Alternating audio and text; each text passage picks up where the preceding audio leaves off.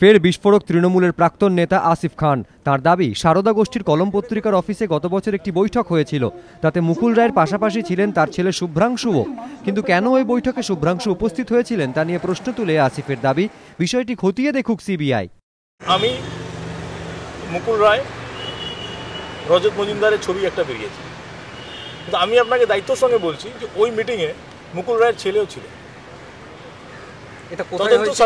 তাকেও ডাকা উচিত যে ওখানে কি হতে গেছিল। যদি বাঁচানোর জন্য হয় তাহলে খুব ভালো, 100টা লোকের চাকরি পাচ্ছে। কিন্তু যদি এটা দখল করার হয়, তখন আমার মনে হলো যে যদি বাঁচানোর হয় তখন কেউ নিজের ছেলেকে কেন নিয়ে যাবে? তো বড় বড় মাথা ওখানে গেছিল, কি করতে গেছিল, এর জন্য তদন্ত দরকার। মুকুল বাবু নিজের ছেলেকে নিয়ে গেছিলেন, অবভিয়াসলি ওনার ছেলে কি করে যাবে।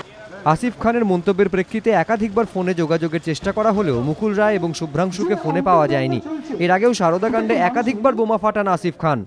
সেদিন মিটিং একটা হয়েছিল ওখানে, অবশ্যই হয়েছিল।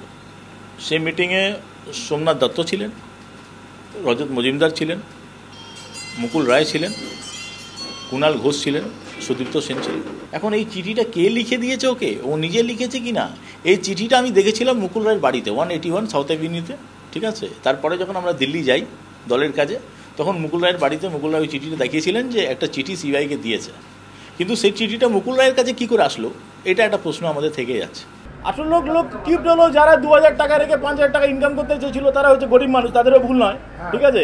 কিন্তু কারো না কারো অ্যাসুয়ার্ডে, কারো না না না শোনো ভাই, আমার সঙ্গে যদি এখন প্রধানমন্ত্রীর ছবি থাকে তো লোকটা একটু না একটু আমাকে বিশ্বাস করবেই না।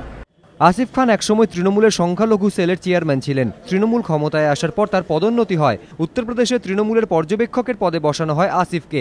তৃণমূলের এক হেভিওয়েট সর্বভারতীয় নেতার অত্যন্ত ঘনিষ্ঠ বলেও পরিচিত ছিলেন এই আসিফ। তাকে ইতিমধ্যেই সারদা কাণ্ডে জেরা করেছে সিবিআই। এই প্রেক্ষাপটে আসিফ খানের একের পর এক বিস্ফোরক মন্তব্যে তৃণমূলের অস্বস্তি আরও বাড়ছে বলেই দাবি রাজনৈতিক মহলের একাংশের।